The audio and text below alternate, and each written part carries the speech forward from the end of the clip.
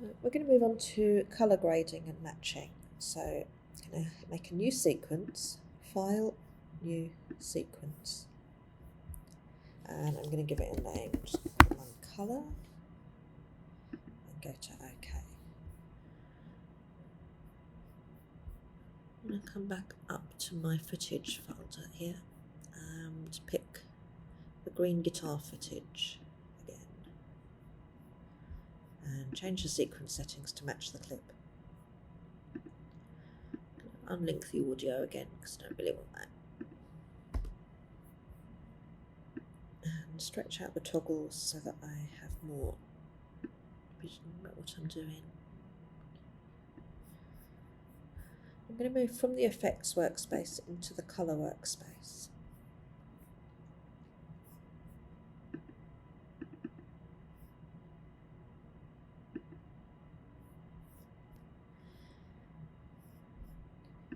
So this is the colour workspace. We're just going to work through the different effects you can use with colour. With my clip selected, I'm just going to choose from the basic correction menu here. I can choose an input LUT. We'll talk about LUTs in a minute. We're going to come back to that. I'm just going to look at the white balance so I can adjust temperature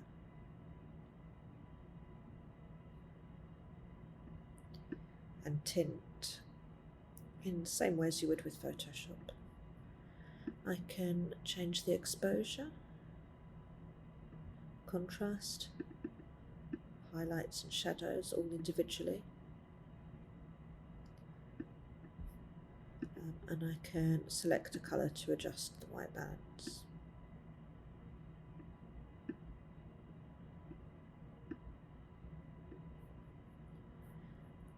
And I can reset here if I want to as well. There's an option to desaturate if you want to suck the colour out.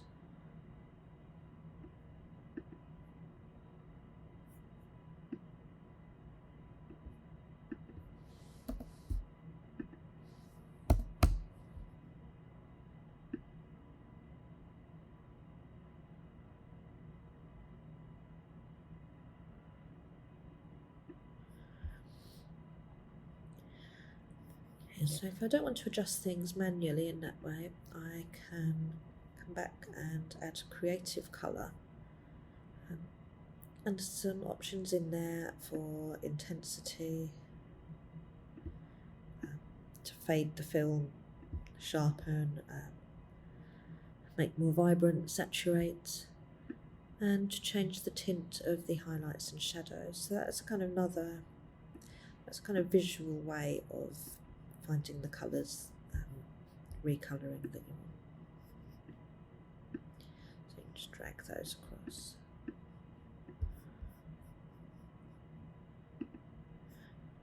I'll drop that down. I have curves and I can make changes in exactly the same way as I would in Photoshop. I can drop a curve on,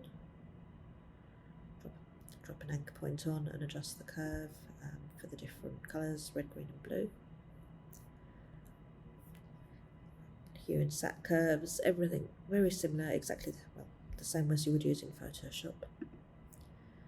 Colour wheel and match I'll come back to in a moment.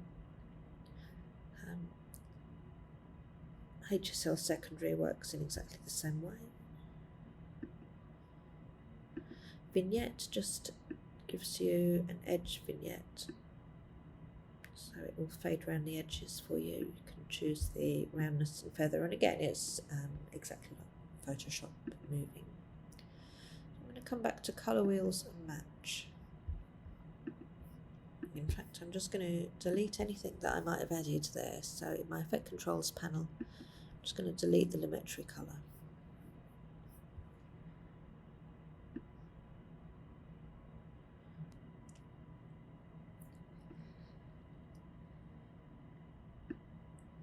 So the next thing we're going to look at is colour grade and colour match.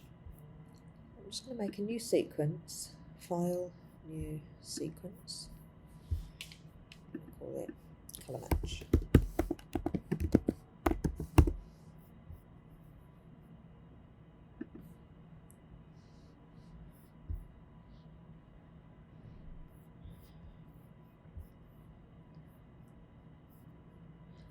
I'm just going to import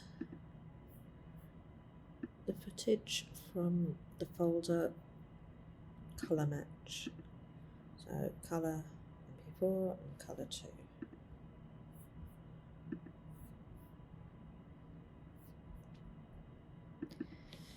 So there's two clips in there, the green and the black and white. I'm just going to drag in the green, change the sequence settings to match it. I'm going to drag in the black and white. So what I want to do here is to recolour the black and white image to match the green. So we're starting really to look at colour matching and grading here.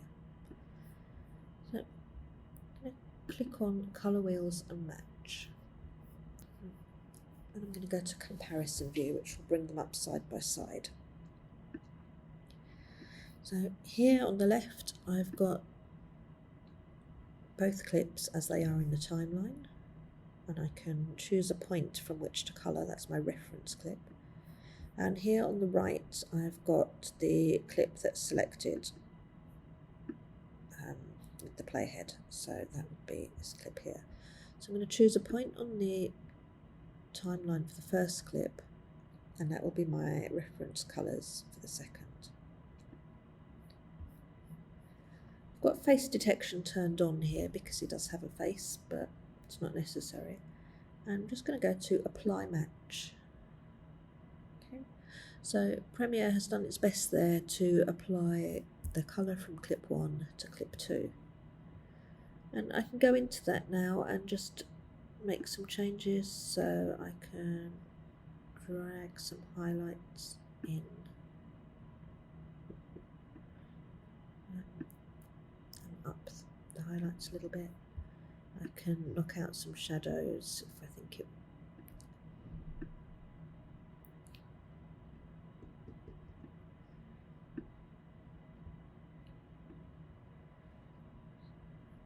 And I can just play around really there until I get the effect that I want. With some adjustment, you can get a pretty good match between the two images there. You can go back in through the Lumetri colour panel in Effect Controls, and you can turn these off and on, and you can go back in and make adjustments if you want to.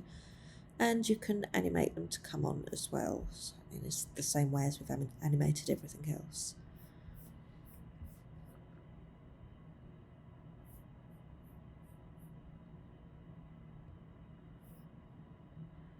I can turn off comparison view by just clicking on this icon here.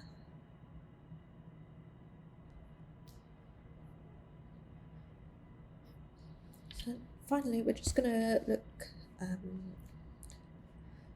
Finally, we talked this morning about creative colour and colour LUTs, what that means and how we use them. And I'm just going to show you how to apply the preset ones in Premiere. So I've dragged in a new clip. I've just dragged in vocals from the footage there. If I look under the creative colour menu, I can choose from all of these, which are Premiere's ready-made colour LUTs, and I can just sort of flick through.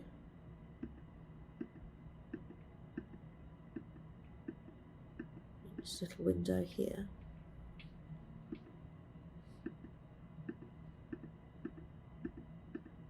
Until I find something I want. If I just double click on it, it will apply itself to my clip up here. You can import your own LUTs, you can create, you can adjust them in here, but this is a pretty good standard set that you can start off with. And if there's a look you want for your clip, you can just choose from here and then apply everything to each clip.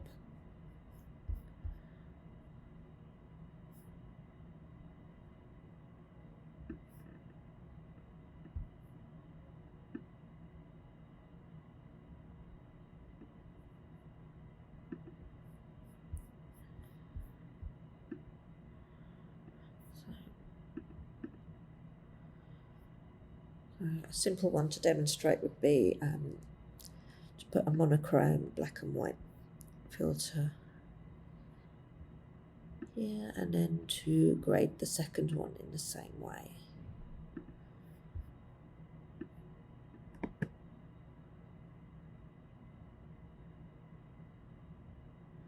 You get a pretty seamless mapping of colour there.